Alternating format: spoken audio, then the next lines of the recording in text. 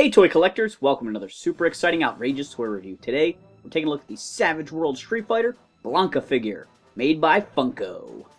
As a kid, Blanka was one of my favorite characters in Street Fighter, although I always called him Blanka. And he's like a crazy, savage beast that lives in the jungle of Brazil. And something about that just really kind of appealed to me in the World of Street Fighter. And this figure is really cool because the chunky 5.5 style works really well with this character, and it's also a very faithful figure to the video game as opposed to some of the figures we got back in the 90s. The back of his package shows off they also made Ryu, Chun-Li, and Bison. I have previously reviewed Ryu and Chun-Li. I picked this figure up at GameStop, and I think he looks pretty awesome. Such a bright green color for his skin. His hair could actually be maybe a shade more orange or more bright orange, in my opinion, but it doesn't look bad. And maybe having a slightly muted orange makes him seem a little bit more realistic, because if it's too orangey, it gets too cartoony. Blanka features a snarling face with bright blue eyes and his teeth bared. He's got amazing anime hair that's all spiky and sticking out. Below that, we get to see his muscle-bound chest and his bulky arms. He's got a little bit of fur on the other side of his arms and a nice patch of hair on his chest.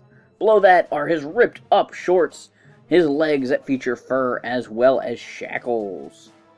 Blanka has articulation at the head. It turns side to side. The hair does stop it from turning all the way around. His arms can spin 360 degrees there, and his hands are posed in a great grasping pose for grabbing onto people and chucking them, or biting onto them, or doing all his other amazing moves, but they're not really molded well for holding accessories. His legs have articulation at the hips, standard for this style of figures. They feel good. I know that there were some Savage World figures that felt a little bit fragile, but he feels great. They really did put a lot of detail in. They've painted his nails on his fingers and his toes. I love the shackles are flexible, but I think the sculpting and paintwork on this figure is top-notch. Here's Blanka alongside Ryu and Chun-Li, my three favorite characters from Street Fighter as a kid, for sure.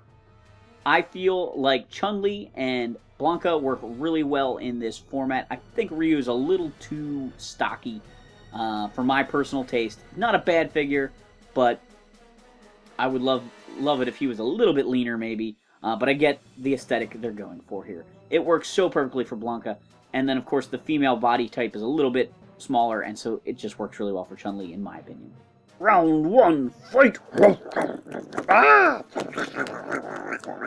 savage beast from the Brazilian jungle is just such a cool character. I loved his moves in the game with like being able to electrocute people and the headbutt and everything else. Just so much fun. Thanks for watching this super exciting, outrageous toy review. Make sure to like, subscribe, and check out our other videos.